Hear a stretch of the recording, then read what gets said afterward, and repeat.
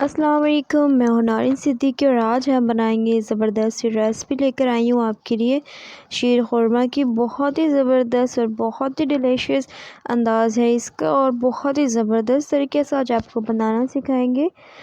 तो ये बहुत ही झटपट बहुत ही कम टाइम में बनकर तैयार हो जाता है। और सबसे इम्पॉर्टेंट बात, अगर आप मेरे चैनल पर नए हैं तो प्लीज़ मेरे चैनल को लाइक और सब्सक्राइब कर दें। तो यहाँ पे सबसे मैंने पहले लिया है एक फ्राई पैन पे 2 चम्मच ऑयल घी लिया है और ये सेवइयाँ मैंने बारीक बारीक सी कर ली थी। इस तरह से आपने इसको 2-3 मिनट तक बहुत अच्छे से फ्राई करना है।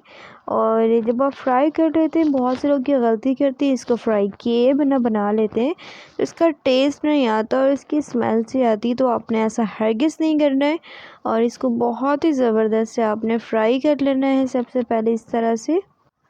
बस ये 2-3 मिनट ही लगते हैं, बहुत अच्छे से फ्राई हो जाते हैं। इस तरह आपने इसको साइड करके इसमें अपने ड्राई फ्रूट्स ऐड करने हैं। मैं यहाँ पर ये खोपरा यूज़ कर रही हूँ जो मैंने इस तरह से बारीक काट लिए थे। तो इस तरह से मैं इसको 1 मिनट तक रोस्ट करूँगी। आप चाहे तो और भी इसमें ड्राई फ्रूट्स वगैरह ऐड कर सकते हैं, बाकी मैं आगे जाके उनको बिना रोस्ट के ही ऐड करूँगी। और चाहे तो बादाम वगैरह आप ऐड करें तो इस पॉइंट पे ही आपने इसको रोस्ट करना है, ठीक है। यहाँ पर मैंने लिया है 1 लीटर दूध। 1 लीटर दूध को आपने बॉयल करना है, इतना बॉयल करना है ब्रेक तो बॉयल आ जाए तो इसका एक हिस्सा जो है कम हो जाए, इनके पाव जो है वो कम हो जाए। तो इस तरह से बहुत अच्छा टेस्ट आता है। और यहाँ पर मैं ऐड करें ये रोस्ट की हुई हमारी सेवइयाँ। ये बहुत ही ज़्यादा ज़बरदस्त तरीके से बनकर तैयार होता है और खाने में भी बहुत मज़े का लगता है। एक बार इसको लाजमी यूज़ करें। तो इस तरह चम्मच की मदद से जब आप चलाएंगे तो तकरीबन 3 से 4 मिनट तक बहुत अच्छे से ये पक जाते हैं।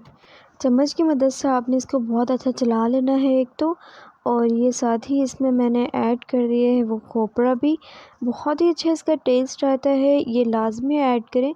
जब आप मेवे को मिल्क के साथ आप इसको पकाते हैं तो बहुत अच्छा टेस्ट आता है। यहाँ पर मैं ऐड कर रही हूँ 1/2 टेबल स्पून इलायची पाउडर। इसको आप चला लेना है। अब ये आहिस्ता आहिस्ता थिक होने लगे जब, तो ये आप देख सकते हैं इसकी थिकनेस।